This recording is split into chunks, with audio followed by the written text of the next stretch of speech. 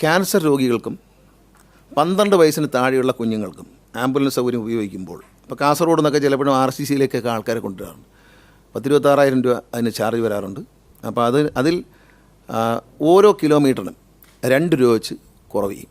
Cancer പേഷ്യൻസിനും RCCയിലേക്ക് വരുന്നവരാണെങ്കിൽ അറിയാമല്ലോ, അവർക്കറിയാം. അങ്ങനെ വരുന്നവർക്കും കുഞ്ഞുങ്ങൾ 12 വയസ്സിൽ താഴെയുള്ള കുഞ്ഞുങ്ങൾക്കും ചെയ്യും. അതുപോലെ അപകടങ്ങൾ നടന്നാൽ തൊട്ടടുത്ത ആശുപത്രിയിൽ സൗജന്യമായി എത്തിക്കും. അവരുടെ സംഘടന മുന്നോട്ട് വെച്ചിരിക്കുന്ന ഓഫറാണ്. അടുത്ത ഒരു ആശുപത്രിയിൽ ഇപ്പോൾ അപകടം നടന്നിരുന്ന നിയറസ്റ്റ് ഹോസ്പിറ്റൽ, അത് ഗവൺമെൻറ് ഹോസ്പിറ്റലും പ്രൈവറ്റ് ഹോസ്പിറ്റൽ, നിയറസ്റ്റ് ഹോസ്പിറ്റലിൽ എത്തിക്കാൻ അവർ ദൂരെ പോകുമ്പോൾ പിന്നെ ഉള്ളൂ. നിയറസ്റ്റ് ഹോസ്പിറ്റലിൽ അവർ ഫ്രീ ആയിട്ട് എത്തിക്കും. ആംബുലൻസിൻ്റെ സംഘടനയുടെ തീരുമാനമാണ്. അവർ ഇങ്ങോട്ട് വെച്ചൊരു ഓഫറാണ്, അതവർ സമ്മതിച്ചിട്ടുണ്ട്. പിന്നെ അപകടം നടന്ന ഈ 3 കാര്യങ്ങളാണ്. അത് കഴിഞ്ഞാൽ ആംബുലൻസിന് ഡ്രൈവർമാർക്കൊരു പരിശീലനം മോട്ടോർ വെഹിക്കിൾ ഡിപ്പാർട്ട്മെൻറ്റ് കീഴിൽ വണ്ടിയുടെ സേഫ്റ്റിയെക്കുറിച്ചുള്ളൊരു പരിശീലനവും അതിനൊരു പ്രത്യേക കാർഡ് അവർക്ക് കൊടുക്കും. അപ്പോൾ ആരൊക്കെയാണ് ആംബുലൻസ് ഓടിക്കുന്നത് കൃത്യമായി അറിയാൻ പറ്റും. ഇന്ന നമ്പറിലുള്ള ആംബുലൻസ് ഇന്ന ആൾ ഓടിക്കുന്നു എന്നറിയാൻ കഴിയുന്ന ഒരു ഐഡൻറ്റിറ്റി. അതിനകത്തുള്ള ഗുണം എന്ന് പറഞ്ഞാൽ ഇത് ദുരുപയോഗം ചെയ്യുന്നുണ്ട് പലരും. ലഹരി മരുന്നുകൾ കൊണ്ടുപോകാനും മദ്യം കൊണ്ടുപോകാനും കുഴൽപ്പണം കൊണ്ടുപോകാനും ഒക്കെ ഇത് ഉപയോഗിക്കുന്നുള്ള ധാരണയുള്ളതുകൊണ്ട് നമ്മൾ അവർക്കൊരു ഐഡൻറ്റിറ്റി കാർഡ് ആ ഡ്രൈവർക്ക് യൂണിഫോം ഏർപ്പെടുത്തുകയാണ്.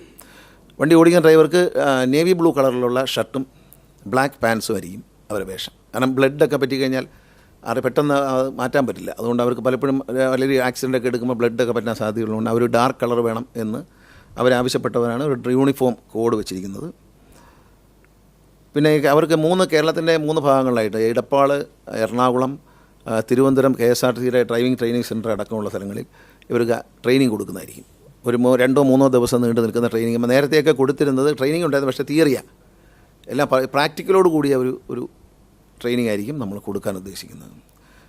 നമ്മുടെ എടപ്പാൾ IDTRൻ്റെ സ്ഥാപനത്തിലായിരിക്കും അതിൻ്റെ ട്രെയിനിങ്ങിൻ്റെ പ്രധാന കേന്ദ്രം. അവർ ട്രെയിൻ ചെയ്ത് അവരുടെ ഫെസിലിറ്റീസ് ഉപയോഗിച്ചതിന് ശേഷം ഈ പ്രാക്ടിക്കലായിട്ടുള്ള നോളജ്, വണ്ടിയെക്കുറിച്ചുള്ള നോളജ്, അത് ഓടിക്കുമ്പോൾ ശ്രദ്ധിക്കേണ്ട കാര്യങ്ങളെക്കുറിച്ച് തിയറിറ്റിക്കലായിട്ട് നേരത്തെ നാറ്റ്പാക്കാണ് കൊടുത്തിരുന്നത്. അതൊന്നും പറ്റില്ല.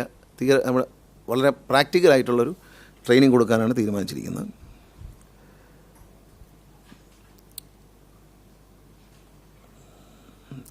അതുപോലെ തന്നെ ഈ പറഞ്ഞ ഈ താരിഫ്, അതാത് ആംബുലൻസിൻ്റെ താരിഫ് എന്താണെന്ന് അതാത് വെഹിക്കിളിൽ അകത്ത് പേഷ്യൻ്റെ ബൈസ്റ്റാൻഡർ കാണത്തക്ക രീതിയിൽ എക്സിബിറ്റ് ചെയ്യും, എഴുതി സ്റ്റിക്കർ ഒട്ടിക്കും.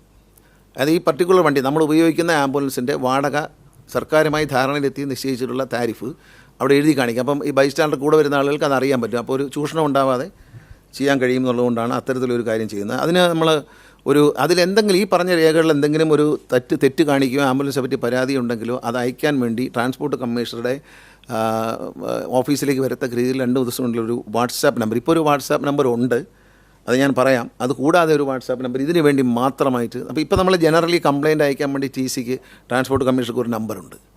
അത് കൂടാതെ ഒരു നമ്പർ, ആ നമ്പർ 9188961100. ഇതാണ് ആ നമ്പർ. ആ നമ്പർ കൂടാതെ ഇതിനു വേണ്ടി മാത്രം ആംബുലൻസിൻ്റെ കംപ്ലയിൻറ്റുകൾക്ക് വേണ്ടി മാത്രമായിട്ട് ട്രാൻസ്പോർട്ട് കമ്മീഷണർ ഒരു പുതിയ നമ്പർ വരും. പിന്നെ ഇതിൻ്റെ ആംബുലൻസ് പോകുന്ന വഴിക്കുള്ള അത് ഓടിക്കുന്നത് അവരെവിടെ പോയി എവിടെ വന്നു എന്നൊക്കെ ഉള്ളൊരു ലോഗ് ബുക്ക് വണ്ടിയിൽ തന്നെ സൂക്ഷിക്കാനായിട്ട് തീരുമാനിച്ചിട്ടുണ്ട്. ആംബുലൻസുകളെ പരിശോധനയ്ക്ക് വിധേയമാക്കും. കാരണം വെച്ചാൽ ആംബുലൻസ് ഇപ്പോൾ ലൈറ്റൊക്കെ ഇട്ട് പോവുകയാണ്, പക്ഷേ അവിടെ ഒരിക്കലും വണ്ടി തടഞ്ഞിടില്ല. പക്ഷേ അവരോട് തടഞ്ഞ് എവിടെയാണ് പോകുന്നതെന്ന് ചോദിക്കും. ജസ്റ്റ് ഒരു സെക്കൻഡ് കൊണ്ട് എവിടെയാണ്, ഏത് ഹോസ്പിറ്റലിലേക്കാണ് പോകണമെന്ന് ചോദിച്ചിട്ട് ആ സ്ഥലത്തെ RTOയും അവിടുത്തെ പോലീസിനെയും അറിയിക്കുക വണ്ടി അവിടെ വന്നോ എന്ന്. റാൻഡം പരിശോധനയാണ്. വണ്ടി അവിടെ സംശയം തോന്നുന്ന വണ്ടികളേ ഉള്ളൂ, എല്ലാ വണ്ടിക്കൊന്നുമില്ല. ഒരു വണ്ടി വല്ലാതെ പോകുന്നതിന് ഒരു സെക്കൻഡ് സ്റ്റോപ്പ് ചെയ്തിട്ട് എവിടെയാണ്, ഏത് ഹോസ്പിറ്റലിലേക്കാണ് രോഗിയെ കൊണ്ടുപോകുന്നതെന്ന് ചോദിക്കും. ചോദിച്ചു കഴിഞ്ഞാൽ അവർ വിട്ടുപോകാം. പക്ഷേ അവരവിടെ എത്തുമ്പോൾ അവരെ രേഖകൾ പരിശോധിക്കാൻ അവിടെ മോട്ടോർ വെഹിക്കിളിലെ ഉദ്യോഗസ്ഥരോ പോലീസോ ഉണ്ടാകും എന്നാണ് അവരുമായിട്ടുള്ളൊരു ധാരണ. അത് മിസ്യൂസ് ചെയ്യുന്നതിനെപ്പറ്റി അവരുടെ സംഘടനയ്ക്കോ അവരുടെ തൊഴിലാളികളുടെ സംഘടനയ്ക്കോ ഉടമസ്ഥരുടെ സംഘടനയ്ക്കോ ഒന്നും, കൂടുതലും ആളുകളും ഓടിക്കുന്നവർ തന്നെയാണ് അതിൻ്റെ ഉടമസ്ഥരും. അപ്പോൾ അവർക്ക് അതിലൊരു അഭിപ്രായ വ്യത്യാസം ഇല്ല. അവർ തന്നെ പറഞ്ഞു മിസ്യൂസ് ചെയ്യാൻ പാടില്ല എന്നുള്ള നിലപാടാണ് അവരുടെ സംഘടനയ്ക്കുണ്ട്. വളരെ പോസിറ്റീവായിട്ടുള്ളൊരു ചർച്ചയാണ്. അവരുടെ നന്ദി പറയണം. അവരിവിടെ വന്നിട്ടുണ്ട്. അവരെ വളരെ പല സംഘടനകളായിട്ട് നമ്മൾ ചർച്ച ചെയ്യുമെങ്കിലും വളരെ പോസിറ്റീവായിട്ട് അവർ ഈ പേഷ്യൻസിനോട് വളരെ കരുണയോടെ, കാരണം ക്യാൻസർ രോഗികളെയൊക്കെ ആരോഗ്യവകുപ്പിനെ മുന്നോട്ട് വെച്ച ആരോഗ്യവകുപ്പിലെ ഉദ്യോഗസ്ഥരും ഉണ്ടായിരുന്നു ചർച്ചയിൽ. അപ്പോൾ അവർ മുന്നോട്ട് വെച്ചൊരാശയമാണ് കാസർഗോഡ് നിന്നൊക്കെ ഒരു പേഷ്യൻറ്റിനെ തിരുവനന്തപുരത്തുള്ള RCCയിൽ നിന്ന് പോകുന്ന ആംബുലൻസുകൾ 18,000 രൂപ വാങ്ങിക്കുമ്പോൾ അവിടെ നിന്ന് വരുന്നവർ 26,000 രൂപയ്ക്കാണ് വാങ്ങിക്കുന്നത്. ആ പേഷ്യൻസിൻ്റെ 2 രൂപയുടെ കുറവ് കിട്ടും ഒരു കിലോമീറ്ററിൽ, 12 വയസ്സിൽ താഴെയുള്ള കുഞ്ഞുങ്ങൾക്കും.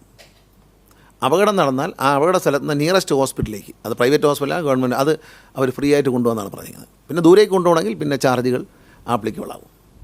ഇത്രയും കാര്യങ്ങളാണ് നമ്മൾ തീരുമാനിച്ചിട്ടുള്ളത്. ഇന്ത്യയിൽ ആദ്യമായിട്ടാണ് ഒരു സംസ്ഥാനം ആംബുലൻസുകൾക്ക് താരിഫ് നിശ്ചയിക്കുന്നതും പ്രഖ്യാപിക്കുന്നതും.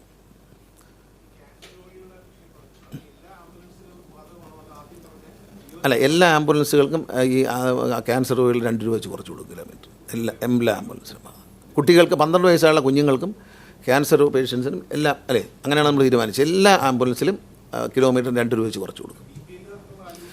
അത് BPLകാർക്ക് വരുന്ന ആനുകൂല്യം വെൻറ്റിലേറ്ററുള്ള വണ്ടി, കാരണം അവർക്ക് ഒരിക്കലും അഫോർഡബിൾ അല്ലാത്തത് കൊണ്ട് പാവപ്പെട്ടവർക്ക് കിട്ടാൻ വേണ്ടി വെൻറ്റിലേറ്ററുള്ള വണ്ടിയും AC ഉള്ള വണ്ടി, ഓക്സിജൻ, ഇതിൽ രണ്ടിലും ഓക്സിജൻ കാണും. വെൻറ്റിലേറ്ററിൽ വെൻറ്റിലേറ്റർ സൗകര്യം കാണും, ടെക്നീഷ്യൻ കാണും, ചിലപ്പോൾ ഡോക്ടറോ ഒരു നേഴ്സും ഉണ്ടാവാൻ സാധ്യതയുണ്ട്. അപ്പോൾ അത് അവർ പ്രൊവൈഡ് ചെയ്യുന്നതാണ്, ഈ ആംബുലൻസിൻ്റെ ഉടമ പ്രൊവൈഡ് ചെയ്യുന്നതാണ്.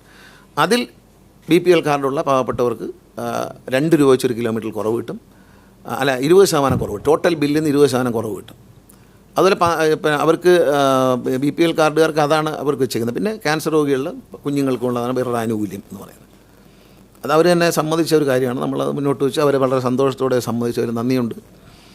നമുക്കേതായാലും ഇന്ത്യയിൽ ആദ്യമായിട്ട് ഇങ്ങനെ ഒരു കാര്യം ചെയ്യാൻ കഴിഞ്ഞതിൽ ഒരുപാട് സന്തോഷമുണ്ട്. വണ്ടിക്കകത്ത് അതാത് വണ്ടിയുടെ താരിഫ്, അപ്പോൾ വെൻറ്റിലേറ്ററാണ് പോകുന്നത്, ആ വണ്ടിയുടെ താരിഫ് അകത്ത് എക്സിബിറ്റ് ചെയ്യും.